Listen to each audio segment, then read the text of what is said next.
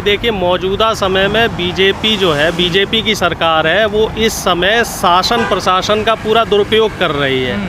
पिछले 6-7 महीने में जो यहाँ पे राजनीतिक, देश के राजनीतिक घटनाक्रमों में चेंज आया है, ये बंगाल में आ रहे, ठीक है, फिर उसके बाद किसान आंदोलन में ये चारों तरफ से घिरे हुए हैं, और बढ़ती हुई महंगाई, भ्रष्टाचार, इन सब मुद्दों पे बीजेपी घिरी हुई है। तो इन पंचायत चुनाव में भी कुछ ऐसा ही हुआ, जो जिला पंचायत सदस्य के चुनाव हुए और प्रधानों के चुनाव हुए, इसमें बीजेपी दूसरे नंबर पे रही उत्तर प्रदेश में। तो अब इनके पास सिर्फ यही एक रास्ता बचता है 2022 के चुनाव से पहले कि शासन प्रशासन इनके हाथ में है, तो इसका दुरुपयोग करें और गुंडई दबंगई के सहारे जिला पंचायत अध्यक्षों को और ब्लॉक अध्यक्षों को अपने पक्ष में लिया जाए, जिससे कि कुछ जनता को दिखाने के लिए कुछ माहौल बनाया जाए कि हाँ भाई, बीजेपी के तरफ लहर चल रही है। लेकिन जनता इस चीज़ को समझ रही है, पूरा विपक्ष है वो भी इस चीज़ को समझ रहा है, और विपक्ष के नेताओं ने भी इस बात को बोला है कि बीजेपी नहीं, ये शासन प्रशासन जो है ये जिला पंचायत अध्यक्षों को बनवा रहे हैं। लेकिन अब तो कुछ पार्टियों के जो जिला अध्यक्ष पद के वो अपना पर्चा वापस ले रहे हैं, उसको कैसे? भाई देखिए,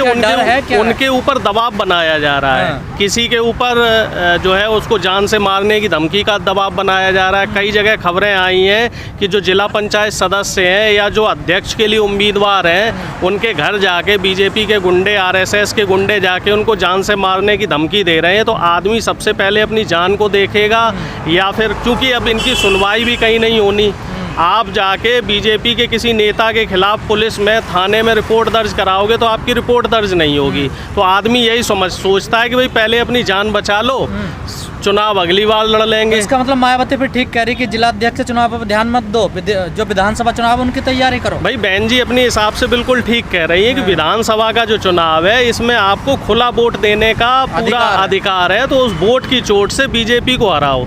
और यही इस समय आम आदमी भी यही बात कह रहा है और किसान भी यही बात कह रहा है कि बीजेपी को बैकफुट पे लाने का सिर्फ और सिर्फ एक ही तरीका है, आप इनको सत्ता से बाहर का रास्ता दिखाओ, क्योंकि इस समय इनके अंदर सत्ता का गुरूर हावी हो चुका है, और ये सत्ता के मद में इतने चूर हो गए हैं कि इन्हें ना तो जनता का दर्द दिखाई दे रहा है, और ना इस समय की जो ज्वलंत समस्याएं हैं वो समस्याएं दिखाई दे रही हैं। ये इस समय सत्ता में पूरी तरीके से मगरूर हो रखे हैं, और इनको ये लग रहा है कि इस समय जनता को जितना निचोड़ सकते हो, जितना जनता को चूस सकते हो। आप देख लो ना, जो हमारे पड़ोसी देश हैं, वहाँ पड़ोसी देशों ने कोरोना की महामारी के बाद जो जनता के ऊपर महंगाई का बोझ ना बढ़े, तो उसके लिए डीजल पेट्रोल के दाम कम किए।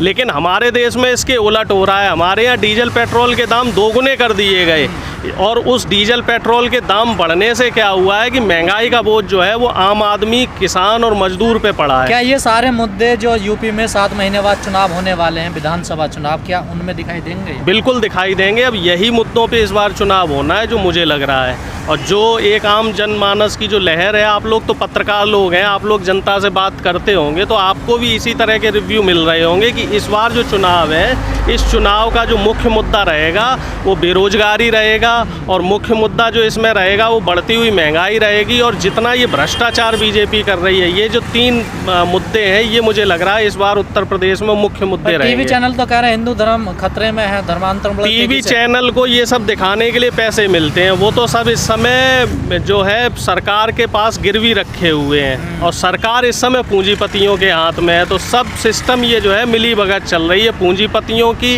बीजेपी की सरकार की और टीवी चैनलों की। टीवी चैनल कभी गरीब आदमी और आम आदमी की बात को नहीं दिखाएगा, ये सिर्फ वही चीज़ दिखाएगा जो उधर गृह मंत्री या प्रधानमंत्री या बीजेपी के कार्यालय के तरफ से जो रिपोर्ट आती है, वही उसी चीज़ को ये लोग दिखाते हैं। तो जनता भी तो ऐसी देखना चाहती है ना? नहीं, जनता नहीं देखना चाहती। अगर जनता ये सब देखना चाहती तो बंगाल में सत्ता परिवर्तन नहीं होता। और जो जिला पंचायत सदस्य के अभी चुनाव हुए और प्रधानी के जो चुनाव हुए हैं, इसमें बीजेपी को करारी हार का सामना करना पड़ा है। तो कहीं ना कहीं जनता परिवर्तन चाह रही है, क्योंकि जनता इनसे पिछले 7 साल में त्रस्त हो चुकी है।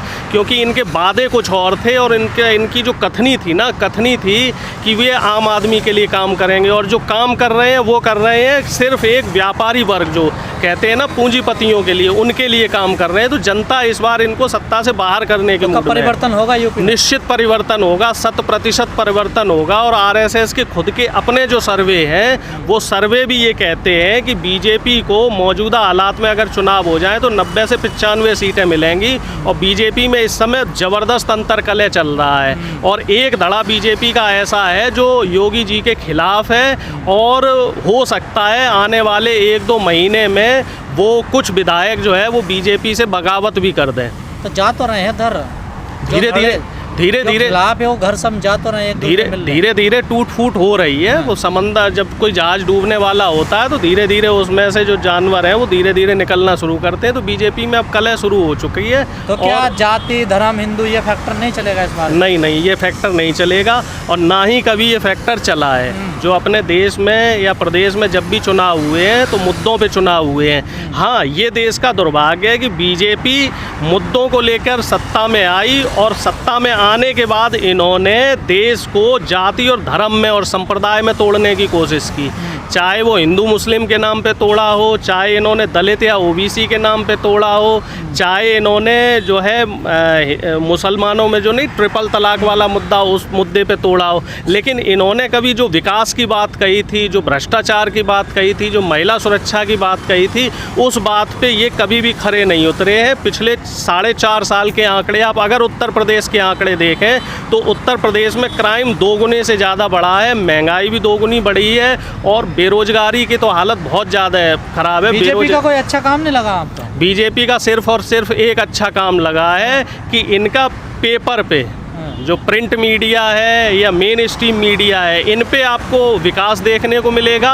और जो पुरानी सरकारों ने जितनी योजनाएं लागू करी थी उनके फीते पे फीते ये काटने में माहिर है। ये पुराना जो सरकार ने जो काम किया है ना, उसका क्रेडिट लेने में ये माहिर है, और हिंसा फैलाने में माहिर है, मोब लिंचिंग करने में ये लोग माहिर हैं। मिसाल नहीं रहे योगी जी के 4 साल? योगी जी के 4 साल तो आप लोग बेहतर बताएंगे, आम जनता बेहतर बताएगी। इस बार कोरोना में आप देखिए ऑक्सीजन की कमी से कितने लोग मरे हैं। हजारों लाखों लोगों की जो मौत हुई है वो सिर्फ और सिर्फ ऑक्सीजन और अच्छी जो स्वास्थ्य व्यवस्था है उसकी कमी की वजह से हुई है। और ये देश का दुर्भाग्य है कि ये सारे आंकड़े दबाए गए हैं, छुपाए गए हैं। जनसंख्या नियंत्रण कानून ला रही है योगी सरकार। ये जनसंख्या नियंत्रण कानून जो है ये कोई अभी का कानून नहीं है, ये 45 साल पहले कांग्रेस भी लाई थी, और तब यही बीजेपी के लोग थे जिन्होंने इसका खुल के विरोध किया है। ये हमेशा जब विपक्ष में होते हैं तो सत्ता जो काम करना चाह रही है उसका ये विरोध करते हैं। और अगर जनसंख्या नियंत्रण कानून ये लाना चाह रही है तो लाएं, इसका खुले दिल से स्वागत है। हम लोग तो 1975 से जनसंख्या नियंत्रण के पक्ष में थे। हम तो चाहते हैं कि भाई 2 बच्चे हों तो जिससे हम उनको अच्छी तालीम दे सकें, उनको देश का अच्छा नागरिक बना सकें। लेकिन बीजेपी वाले ही इसका विरोध करते थे, तो हमें तो कोई दिक्कत नहीं है, ना सब विपक्ष में किसी नेता को कोई समस्या है।